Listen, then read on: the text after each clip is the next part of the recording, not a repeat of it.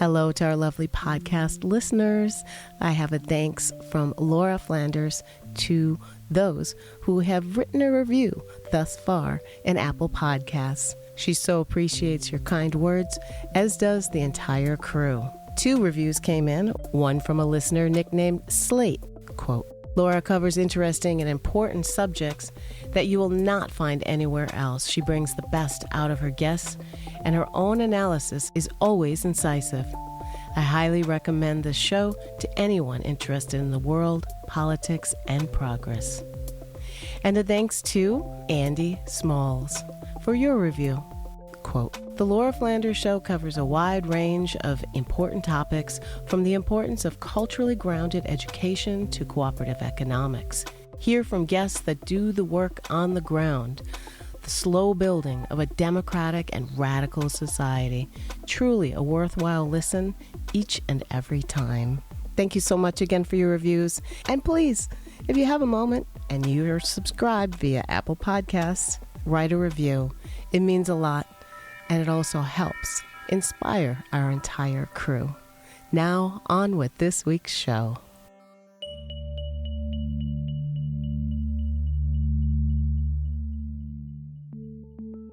What drives an independent journalist, and what does it take to survive independently without the cash or cachet of the commercial media establishment?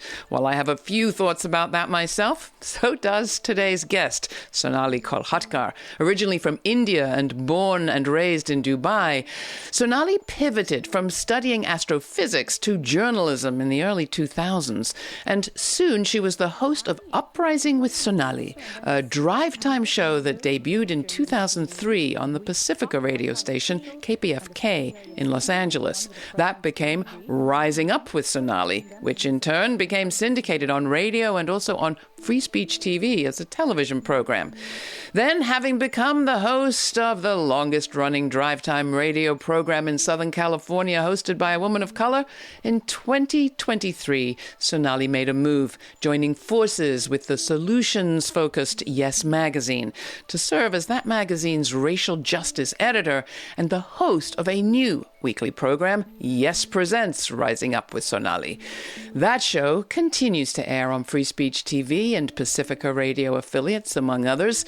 Sonali is also senior correspondent for the Independent Media Institute's Economy for All project and co-directs the Afghan Women's Mission, of which she is one of the founders. Somewhere along the way, she had time to write a book, which came out in June of this year. It's called Rising Up, The Power of Narrative in Pursuing Racial Justice, and it was published by City Lights. She also sings, plays ukulele, makes art, and bakes. How does she do it? We're going to find out. Sonali Kolhatkar, welcome to the program. I am so glad to see you, old friend. Thank you so much, Laura, for having me on. It's just a wonderful pleasure to be with you. I try to kind of center myself in these conversations by taking a moment at the very beginning just to kind of think about who's on my mind, in my heart right now. And I'll ask you, who's uppermost in your thoughts as we begin this conversation? Well, you and I are speaking in mid-October, and it is a moment where the world's attention is on the people, the Palestinian people and Israelis. And I'm thinking about how do we center the complex humanity of people that we are told are totally different from one another.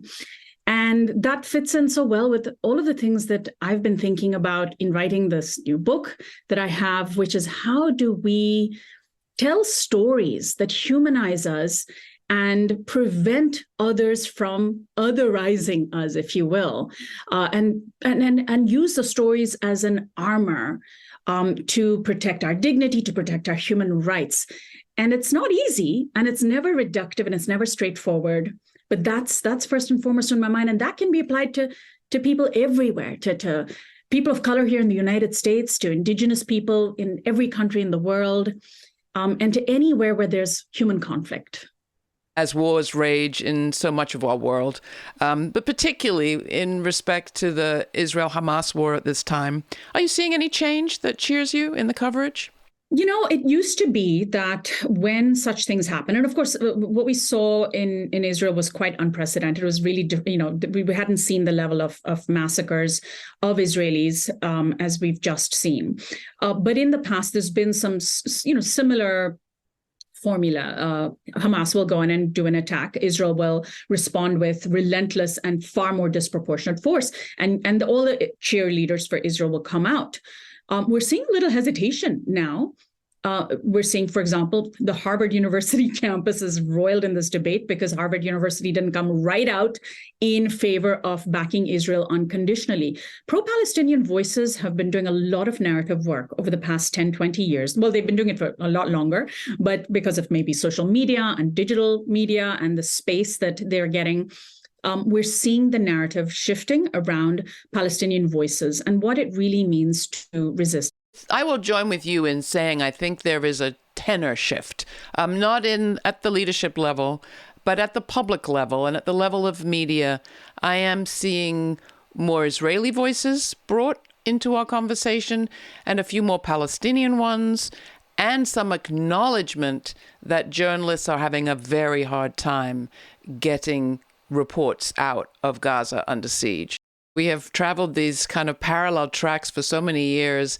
And I remember when you first came to my attention, really, with the Afghan Women's Mission and the work that you took on to bring the stories, again, that emphasis on narrative, bring the stories of Afghan women and children and families to American audiences when mostly Americans knew very little of anything having to do with Afghanistan until 9/11, of course.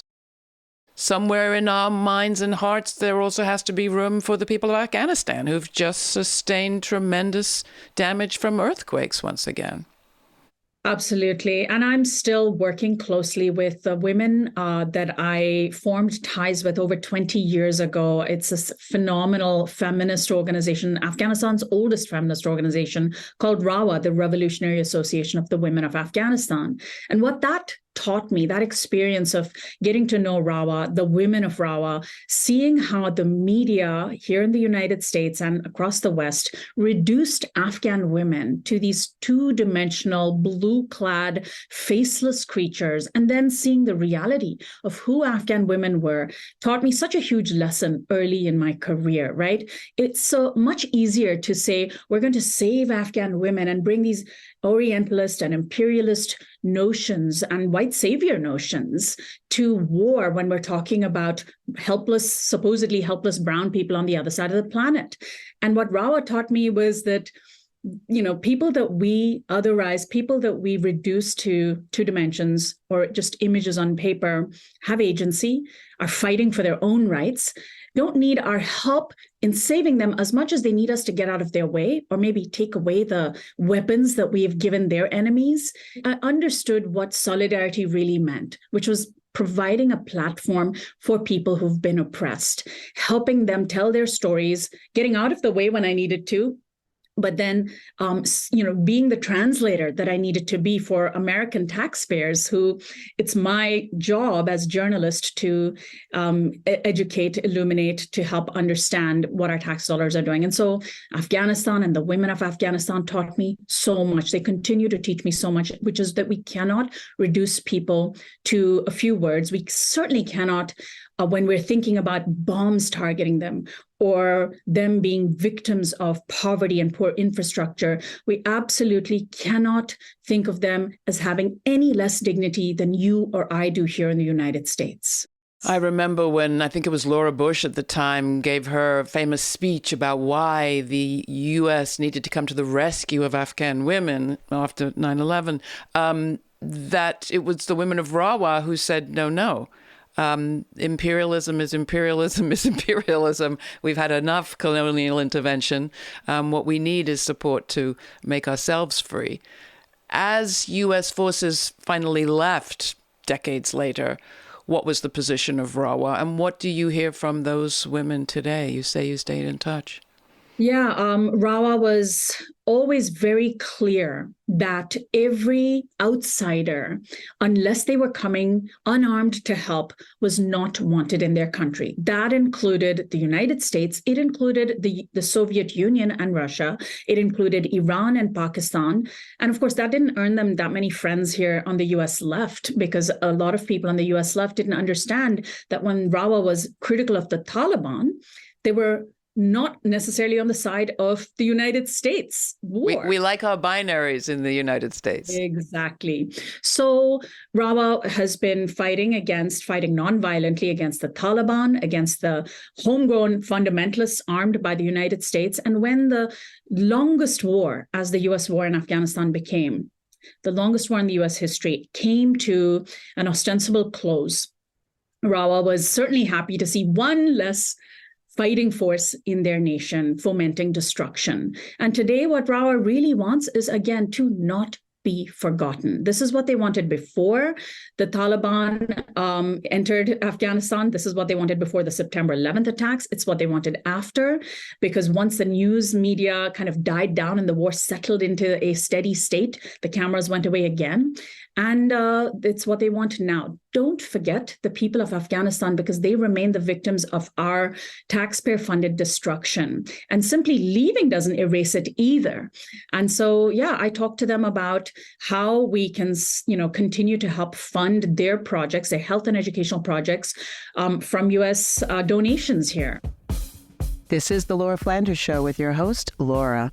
Today's guest is independent journalist and author Sonali Kolhatkar, who recently joined forces with Yes magazine as their racial justice editor. The magazine is now expanding onto television and radio, with Sonali's award-winning show that continues to air on Free Speech TV and Pacifica Radio Network. More about that next, and her latest book, Rising Up: The Power of Narrative in Pursuing Racial Justice. Please sign up for our weekly newsletter at lauraflanders.org for more information on all of our web events and audio exclusives, including the upcoming podcast release of the full uncut conversation from today's show. Again, that's lauraflanders.org. Her discussion continues, but first here's The Shadow Thief by Nicodemus, featuring Alsara from Nicodemus's album Soul and Science, courtesy of Wonder Wheel Recordings. Have you seen a girl? She looks just like me. Curly hairs run wild like curvy dancing trees, made of hope and desire, held together with fire, blazing through every bear. The bark gives way to her feet. I asked the river as it rushed to the sea. Have you seen a girl? Looks just like me. See, she stole my shadow right from under me, left me one-dimensional, floating aimlessly. Have you seen a girl? She looks just like me. Curly hairs run wild like curvy dancing trees, made of hope and desire, held together with fire, blazing through every berry. The birch gives way to her feet.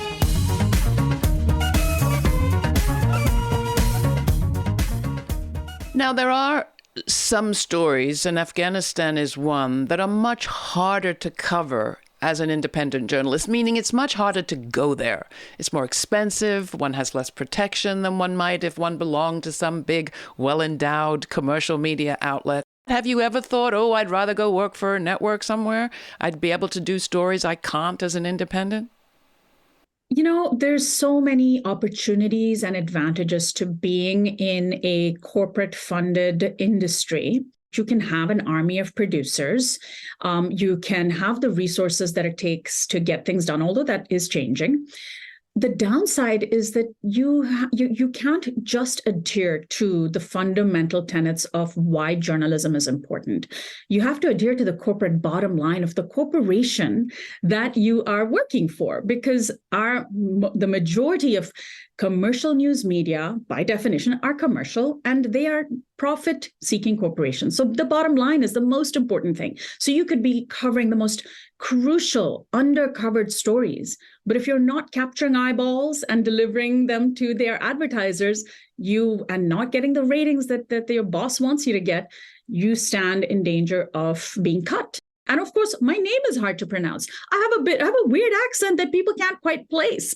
For all of these reasons, I'm not able to be boxed in. What strikes me more than anything, Sonali, and why I relish the freedom that I do, is that we get to choose which stories are important. And for all the good individuals who try to do their best inside corporate media, you only have to watch, particularly television news these days, to see that a very limited number of stories are covered. And they're covered over and over again by different reporters sometimes, often not, same reporter on the same show over and over. But what you don't see is any different selection of topic. And I think that's the freedom that I most appreciate, that we can ask different questions, pursue different stories, and really bring different perspectives to the news and redefine what the news is in a way that's exciting to me. Now, you have just launched a new show that is a great example of that. You're right. There's such a narrow spectrum of topics that the commercial media covers. But I have to say, unfortunately, even in progressive media, we tend to sometimes fall into that trap, following the headlines. And for so many years, I covered breaking news, and it was debilitating mentally. It was, it fuels cynicism when we see all of the things that are wrong with the world. And in a way, we're sort of taking our lead from the commercial media because that's where the eyeballs are. But what I have really pivoted toward in this stage of my career, in large part thanks to Yes Magazine and Yes Media, is this idea that wherever there are things that are wrong with the world, there are people that are working to fix them, no matter what, just because that's the human spirit, to sound a little, cliche, but there are people working on grassroots levels to fix problems in different ways. They're doing them with varying degrees of success. That's where the exciting front of organizing and change is happening. And that's often where media simply don't cover what's going on. And then when something amazing happens, we're caught off guard. So that's where I'm focusing in now. And I know, Laura, you and I are part of the, you've been doing it a lot longer than I have. I consider you a mentor and someone who, whose lead I've followed and a role model for doing this kind of journalism. It's not just a lot more positive for me, feeling hopeful about the world, but I think for my audiences, because solutions journalism can fuel a hope that and a promise that if there are people here doing this about their problems, I can do the same.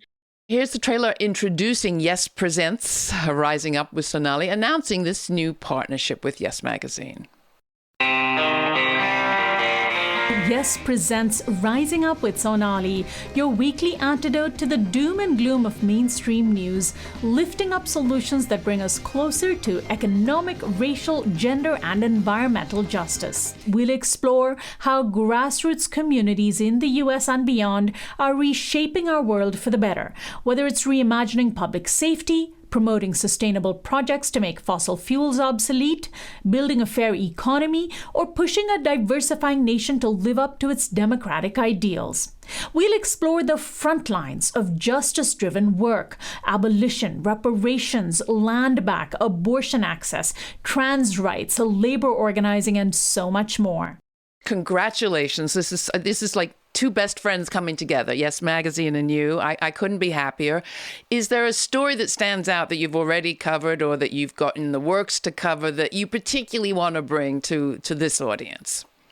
So many of us in the country today are trying to make sense of why white supremacy is resurging, are trying to make sense of why we're seeing the attacks on transgender people, on people of color, on voting rights, on books, on critical race theory.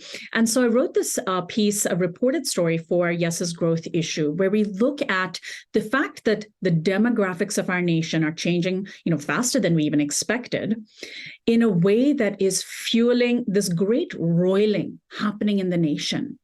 And white conservatives in particular are terrified of the prospect of being minorities, right? Those of us who have been minorities in this country are responding by saying there's nothing to fear. I spoke with people like Steve Phillips, who's long looked at demographic change. I covered the Tennessee Three, these young people of color who are entering office and who are, being silenced, but are nonetheless continuing to rise and speak up. And it's part of what I also write in my new book, Rising Up, and these narratives that we absolutely need to start embracing. Let me ask you about that. In the wake of the killing of George Floyd, there were a lot of commitments made by media and banks and all sorts of institutions that they were going to do better and more. And we don't know everything that they may have tried, but one of the visible things seems to be a lot of people of color, or some people of color, brought into media, brought into institutions.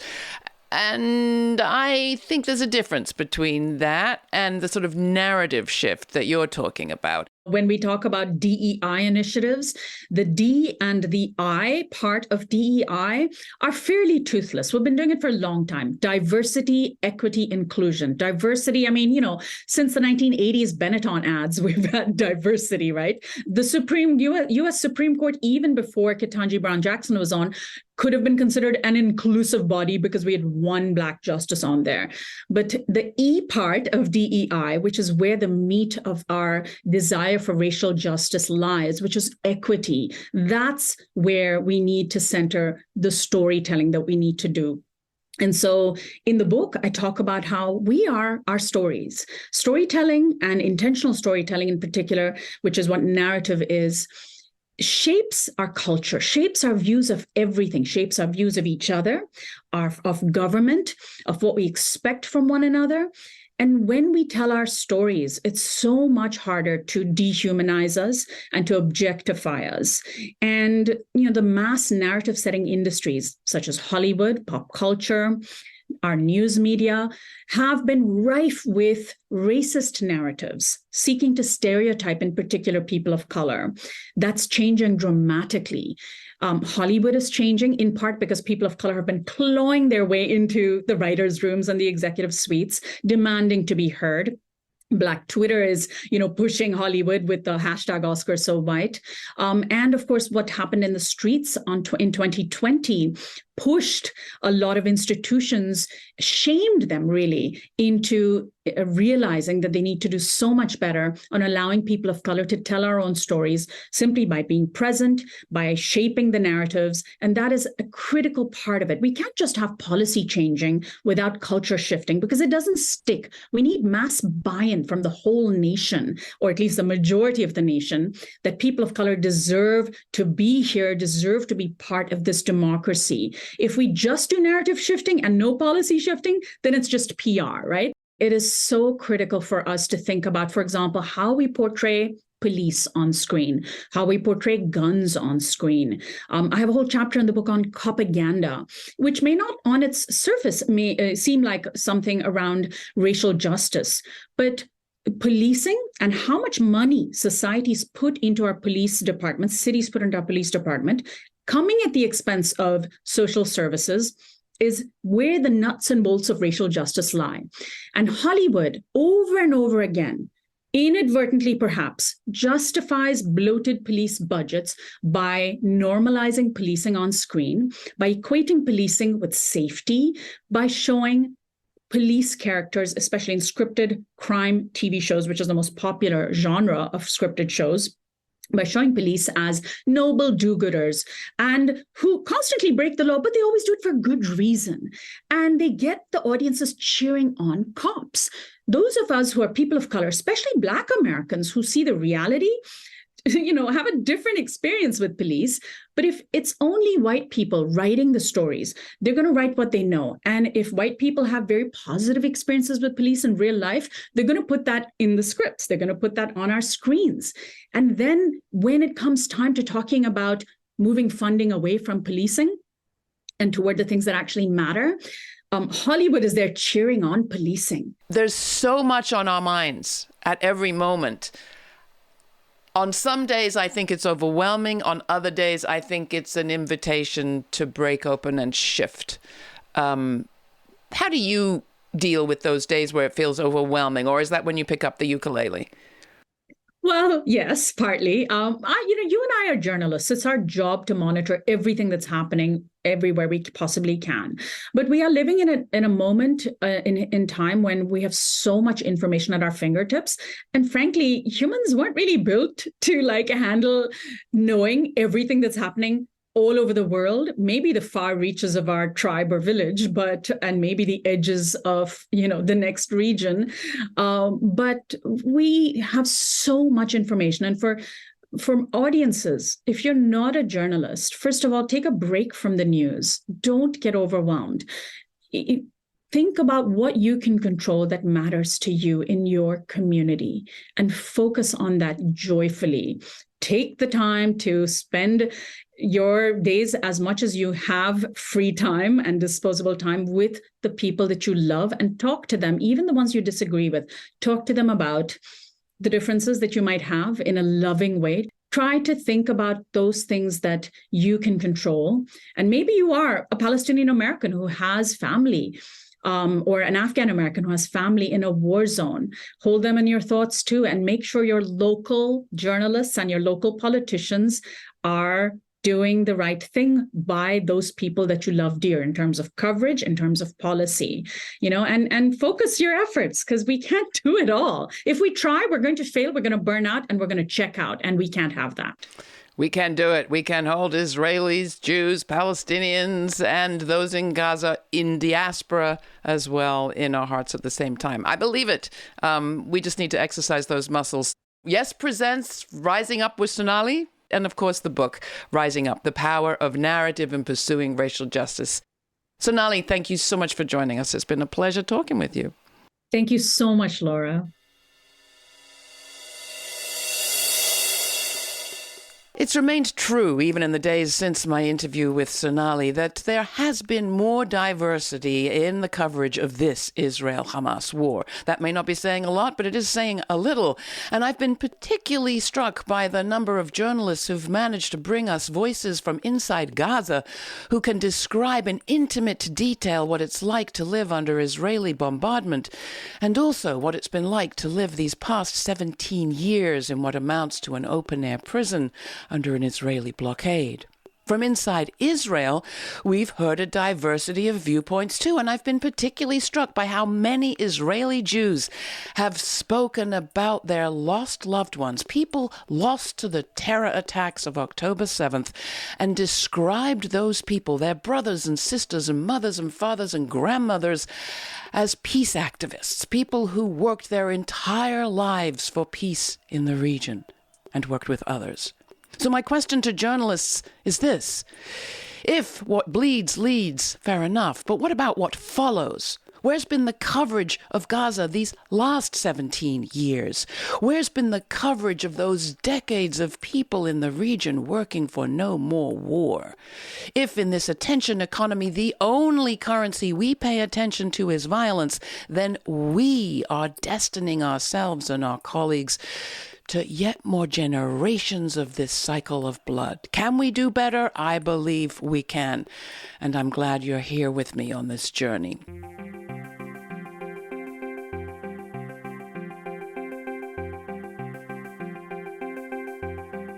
For more information on this week's show, check out our show notes posted at patreon.com/TheLF Show. That's also where you'll find an invite to watch the premiere on our YouTube channel and chat live in real time with Laura, Sundays at 11:30 a.m. Eastern Standard Time. Thanks to you, our member supporters, this show remains free to millions on public TV, community radio, and as a podcast. Join our members today by committing to a monthly donation of any amount at patreon.com/TheLF Show, or make a one-time donation at lauraflanders.org/donate. Thanks for listening. This show's produced by yours truly, Laura Flanders, with Sabrina Artel, Nat Needham, David Neumann, Jeanette Hernandez, Sarah Miller, Rory O'Connor, and Jeannie Hopper. Major funding for this program is provided by the Novo, Park, Ellen Poss Family, Hisuku Wilson Foundations, the Schumann Media Center, Rising Fund at Tides, Kim Connor and Nick Groombridge, Jane Fonda, and listeners like you. Thanks for listening. Thanks for contributing. Thanks for your ideas. Stay kind. Stay curious. Until the next time, I'm Laura.